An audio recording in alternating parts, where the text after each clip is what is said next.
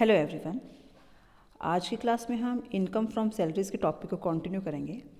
Last class का जो link है वो डिस्क्रिप्शन में दे दिया जाएगा, उसमें आप चेक कर सकते हैं। लास्ट क्लास में हमने सैलरीज़ के कॉन्सेप्ट अलाउंसेस को डिस्कस किया था। अलाउंसेस 3 तरह के होते हैं। कुछ अलाउंसेस फुल्ली एग्जेम्प्ट होते हैं, कुछ अलाउंसेस फुल्ली टैक्सेबल होते हैं, और तीसरा जो है कुछ अलाउंसेस जो आपके पार्शली एग्जेम्प्ट होते हैं। तो हम आज पार्शली एग्जेम्प्ट अलाउंसेस को डिस्कस करेंगे। तो चलिए शुरू करते हैं। पार्शली एग्जेम्प्ट अलाउंस, इसमें को 4 कैटेगरीज में डिवाइड किया गया है। इनको 1 बाय 1 हम डिस्कस भी करते चलेंगे और इसके कुछ न्यूमेरिकल भी हम इस वीडियो में करेंगे। सबसे पहला house rent allowance, second entertainment allowance, third one वो अलाउंसेस जो पर्सनल एक्सपेंसेस को मीट आउट करने के लिए मिलते हैं, फोर्थ वो अलाउंसेस जो आपकी ऑफिशियल ड्यूटीज़ को परफॉर्म करने के लिए मिलते हैं। तो इन अलाउंसेस में से कुछ पार्ट आपकी सैलरी में ऐड होता है और टैक्सेबल होता है, और कुछ पार्ट आपका एग्जेम्प्टेड हो जाता है। तो सबसे पहले हम हाउस रेंट अलाउंस को डिस्कस करेंगे। हाउस रेंट अलाउंस का कितना अमाउंट आपको ऐड करना है, या हम कहें कितनी एग्जेम्पशन मिलती है। देखिए, इसको हाउस रेंट अलाउंस को 3 तरह से आपने समझना है। हाउस रेंट अलाउंस, इसके नाम से क्लियर हो रहा है, वो अलाउंस जो आपको रेंट पे करने के लिए मिलता है। अब वो अलाउंस आपकी सैलरी में ऐड होता है, हाउस रेंट अलाउंस, लेकिन कुछ पार्ट आपका एग्जेम्प्ट हो जाता है। अब वो कौन सा? सबसे पहला एक्चुअल हाउस रेंट अलाउंस जो आपको मिला वो देखना है आपने। दूसरा, जो आपकी सैलरी है उसका 10% और जो आपने रेंट पे किया वो, उन दोनों का डिफरेंस निकालना है। वो डिफरेंस आ जाएगा। पहला point actual house rent allowance जो मिला। दूसरा, जो आपका एक्सेस रेंट पेड है आपकी 10% सैलरी से ज़्यादा जो है वो, और तीसरा आपकी सैलरी का 50% अगर आप मुंबई, कोलकाता, दिल्ली या चेन्नई में रहते हैं, या दूसरी प्लेस में रह रहे हैं तो 40% ऑफ द सैलरी। इनमें से जो भी तीनों में से जो भी सबसे कम होगा, या तो रिसीव्ड अमाउंट या पेड अमाउंट, जो एक्सेस पेड अमाउंट है रेंट का, या सैलरी का 50 या 40%, इनमें से जो भी कम होगा वो आपका एग्जेम्प्ट हो जाएगा, मतलब वो सैलरी में से हम हटा देंगे, हाउस रेंट अलाउंस में से। तो सैलरी में यहाँ पर जो जब आपको सैलरी का परसेंटेज निकालना है तो उसमें basic salary plus dearness allowance plus कोई कमीशन आपको टर्नओवर के बेस पर दिया जा रहा है तो वो आप ऐड करके सैलरी का अमाउंट निकालेंगे। फिर उसका 50 या 40% करेंगे, या 10% जो हमें देखना है। HRA फुली टैक्सेबल होता है अगर कोई पर्सन अपने खुद के मकान में रह रहा है तो। और अगर आप 3000 से ज़्यादा पर मंथ का रेंट पे आप करते हैं तो रेंटल रिसिप्ट आपको ज़रूरी है लेना। और अगर लैंडलॉर्ड को आप 1 लाख से ज़्यादा की अमाउंट हर साल दे रहे हैं रेंट की फॉर्म में, तो उसका पैन कार्ड भी होना ज़रूरी है लैंडलॉर्ड का। तो अब इसको हम न्यूमेरिकल से समझेंगे ज़रा। देखिए, श्री राम प्रकाश एक कंपनी में है जयपुर में, उसे बेसिक सैलरी मिल रही है 96,000, डियरनेस अलाउंस उसे मिल रहा है 48,000, और कमीशन उसे मिल रहा है 30,000 एज परसेंटेज ऑन टर्नओवर। 18,000 का उसको HRA मिल रहा है ड्यूरिंग 1920। फिर उसने हाउस रेंट जो पे किया वो 24,000 किया।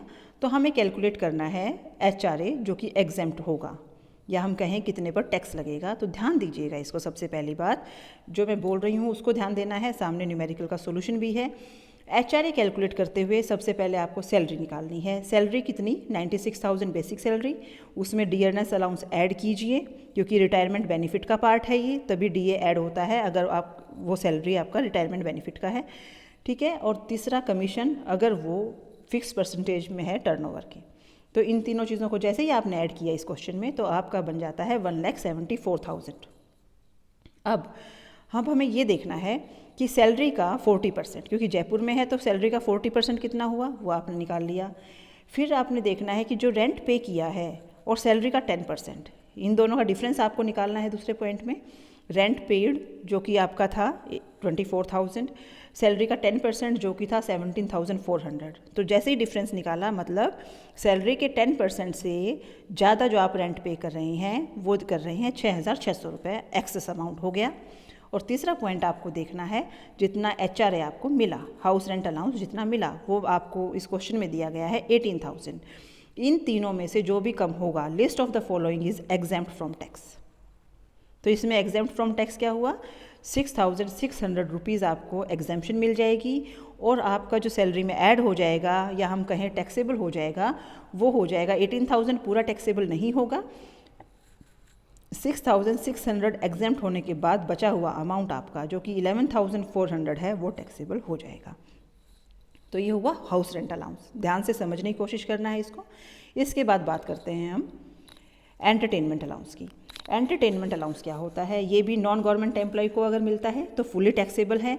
गवर्नमेंट एम्प्लॉय को मिलता है एंटरटेनमेंट मतलब मनोरंजन के लिए जो अलाउंस मिलता है वो अगर गवर्नमेंट एम्प्लॉय को मिलेगा तो वो कुछ अमाउंट, पहले सारा अमाउंट ग्रॉस सैलरी में ऐड होगा, फिर डिडक्शन मिलेगी आपको। अब डिडक्शन कितनी मिलेगी मतलब एग्जेम्प्ट कितना होगा, इसमें भी 3 चीज़ें ध्यान रखनी है। सबसे पहले तो जो एक्चुअल एंटरटेनमेंट अलाउंस मिला वो, दूसरा 5,000 रुपये, तीसरा 20% ऑफ सैलरी।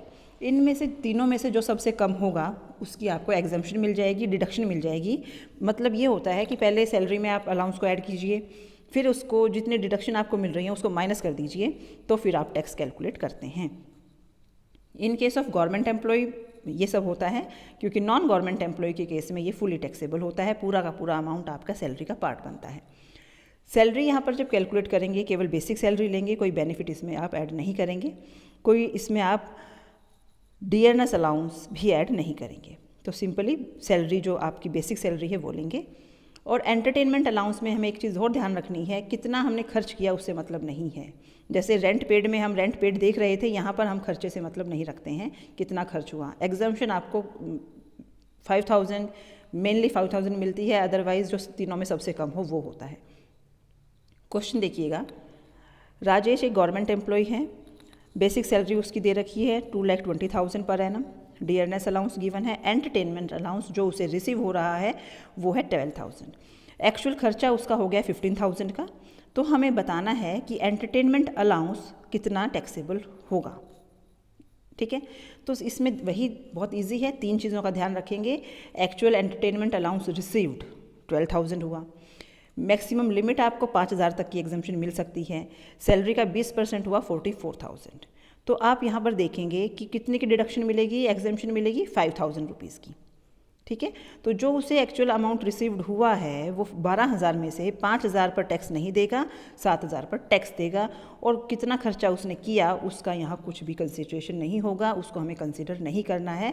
तो 15,000 को हम यहाँ कंसिडर नहीं करेंगे। तो टैक्सेबल एंटरटेनमेंट अलाउंस आपका यहाँ आ जाएगा 12,000 में से 5,000 माइनस कीजिए तो 7,000 आपका टैक्सेबल हो गया। ठीक है, क्लियर है आई थिंक मुझे ये आपको। अब नेक्स्ट चलते हैं हम, वो अलाउंसेस जो पर्सनल खर्चों को मीट आउट करने के लिए दिए जाते हैं। उसमें हमें ये देखना होता है कि कितना अमाउंट आपका एग्जेम्प्ट होगा। इसमें लिमिट होती है, लिमिट है, और जो आप जितना आपने रिसीव किया है या जो लिमिट फिक्स कर रखी है उसमें जो कम से कम होगा, कम अमाउंट की यहाँ एग्जेम्पशन मिलती है।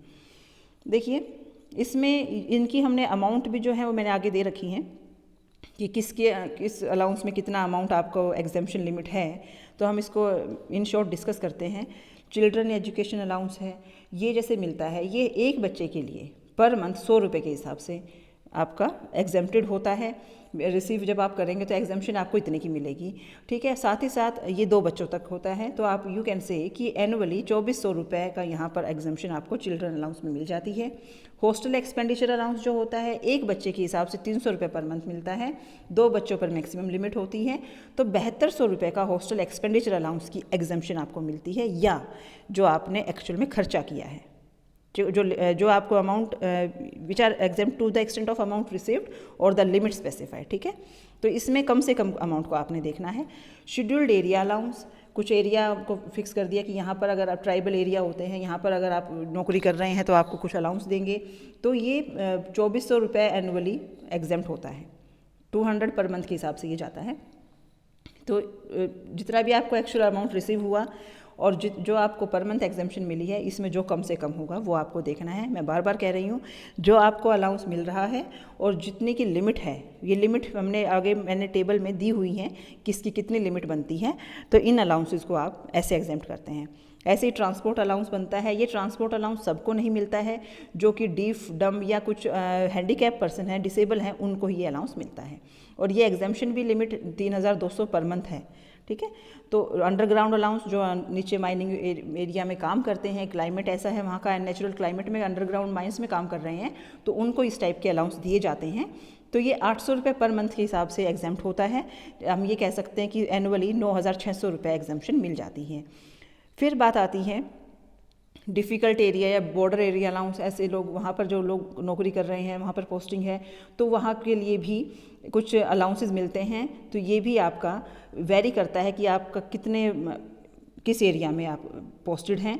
तो अलाउंसेस 200 रुपये से लेके 1300 रुपये तक पर मंथ ये डिपेंड करता है आपकी पोस्टिंग पर। एग्जाम्पशन मिलती है पर मंथ वाली। ये मैं पर मंथ बोल रही हूँ, तो एनुअली आप इसको कैलकुलेट कर सकते हैं। इसके बाद स्पेशल हिल एरिया अलाउंस हो जाता है, हाई एल्टीट्यूड अलाउंस है। ये जो अलाउंसेस मिलते हैं इनकी एक कैटेगरी बनी हुई है। जितनी जितनी ऊंचाई पर आप काम कर रहे हैं, पोस्टेड हैं, उतना ही अलाउंसेस आपका वेरी कर जाएगा। High active field area allowance होते हैं, कोई कहीं पर युद्ध छिड़ रहा होता है तो वहाँ का लिए जो लोग रह रहे हैं वहाँ के लिए अलाउंस अलग से दिया जाता है। कोई आइलैंड में पोस्टेड हैं, वहाँ के लिए अलाउंसेस मिल रहा है, एग्जम्पशन लिमिट फिर उसमें दे रखी है। ठीक है। कंपनसेटरी फील्ड एरिया अलाउंस है, कोई मॉडिफाइड एरिया अलाउंस है। ये सब जो ये कुछ पर्टिकुलर एरियाज़ हैं जिसमें कि अलग से अलाउंसेस दिए जाते हैं, और साथ ही साथ उन अलाउंसेस पर वो अलाउंसेस मिल गए, पार्ट ऑफ सैलरी हो गया, लेकिन हमने उस पर टैक्स देना है या नहीं। कुछ अमाउंट पर टैक्स देना है, कुछ पर नहीं देना है। वो लिमिट कौन सी रहेगी, जितना आपने अमाउंट रिसीव किया और जितने की लिमिट आपको स्पेसिफाई की हुई है, वो मैं अभी आगे टेबल में आपको दिखा दूंगी कि वो क्या होती हैं। देखिए जैसे इसमें है HRA की लिमिट आपने को मैंने समझा दिया था। हाउस रेंट अलाउंस में तीनों में से जो कम से कम होगा। एंटरटेनमेंट अलाउंस का भी हम डिस्कस कर चुके थे। चिल्ड्रन एजुकेशन अलाउंस में भी वही, एक बच्चे के लिए 100 रुपीज़ पर मंथ तक, मैक्सिमम 2 बच्चों तक। हॉस्टल का भी हमने डिस्कस किया कि 300 रुपये पर मंथ पर चाइल्ड होता है और मैक्सिमम 2 बच्चों तक मिलता है। तो एनुअली आप इसको निकाल सकते हैं। 2 बच्चे हैं तो 2 से मल्टीप्लाई कर देंगे और मल्टीप्लाई बाय 12 कर देंगे। ट्राइबल एरिया अलाउंस में की लिमिट दे रखी है। तो ये कुछ एग्जाम्पशन लिमिट है, जितना आपको रिसीव होगा साथ ही साथ इन लिमिट को ध्यान में रखते हुए आपको चलना है। ऐसे ट्रांसपोर्ट अलाउंस का मैंने बात की कि ट्रांसपोर्ट अलाउंस में कितना अमाउंट होता है। अंडरग्राउंड अलाउंस में 800 रुपये पर मंथ तक होता है। इसके अलावा कोई ट्रांसपोर्ट बिजनेस में काम करते हैं, उनके अलाउंस की लिमिट है। बॉर्डर एरिया अलाउंस है, स्पेशल कंपनसेटरी। तो ये देखो मैंने कैटेगरीज दी हुई हैं। हाई एल्टीट्यूड में 9,000 से 15,000 तक की फिट पे है तो आपको कितनी एग्जाम्पशन मिलेगी, 1,060 रुपये पर मंथ, मल्टीप्लाई बाय 12 कर लीजिएगा। इससे ज़्यादा ऊंचाई पर है तो 1,600 रुपये per month, multiply by 12 annually हो जाएगा। High active field area allowance 4,200 रुपये पर मंथ, मल्टीप्लाई बाय 12 करेंगे। आइलैंड अलाउंस, तो ये मैंने कैटेगरीज दी हुई हैं।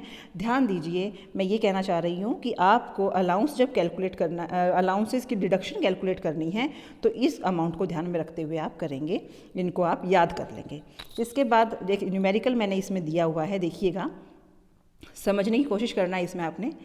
Education allowance of ₹350 per month पर चाइल्ड फॉर 2 चिल्ड्रन, इसमें से ये अलाउंस आपको रिसीव हुआ, ठीक है। इसमें से कितना टैक्सेबल है, कंप्यूट द टैक्सेबल अमाउंट। अब देखिए एजुकेशन अलाउंस 350 रुपये पर चाइल्ड मिला, ठीक है, 1 महीने का 2 बच्चों के लिए, तो 350 मल्टीप्लाई बाय 2 हो गया, पर चाइल्ड है ये, और 1 महीने का है तो इसको 12 से मल्टीप्लाई कर देंगे तो एनुअली हो जाएगा। एग्जाम्प्ट कितना है, एक बच्चे पर 100 रुपये के हिसाब से एग्जाम्पशन है, तो 100 मल्टीप्लाई बाय 2, 100 मल्टीप्लाई बाय 2, 12 महीने के लिए तो 12, तो 2400 की एग्जाम्पशन मिल गई। आप ये कह सकते हो कि हमें 8,400 रुपये मिल रहे हैं एजुकेशन अलाउंस के, इसमें से 2400 रुपये हमने माइनस कर दिए, मतलब डिडक्ट कर दिए। ये एग्जाम्प्ट है, इस पर टैक्स नहीं लगेगा, 6,000 पर टैक्स लगेगा। ऐसा ही नेक्स्ट है कि 500 रुपये मिल रहे हैं, 3 बच्चों के लिए मिल रहे हैं और पर मंथ मिल रहा है, तो इसमें एनुअली कितना मिला आपको, 18,000 रुपये मिले। एग्जाम्पशन तो 2 बच्चों तक है, तो 100 पर चाइल्ड मल्टीप्लाई बाय 2 और मल्टीप्लाई बाय 12 एनुअली कर लिया, तो ये आपको एग्जाम्पशन मिली कितनी, 2400 की एग्जाम्पशन मिली। टैक्सेबल हुआ 15,600। ऐसे ही एजुकेशन अलाउंस, अब यहाँ पर देखिएगा, इसमें एग्जाम्पशन आपकी है एक बच्चे के लिए 100 रुपये, इसमें ध्यान देना है आपने। अब 75 रुपये मिल रहा है तो 75 के हिसाब से 100 से ज़्यादा तो हो नहीं सकता, लेकिन 70 यहाँ पर 100 की एग्जाम्पशन नहीं करेंगे।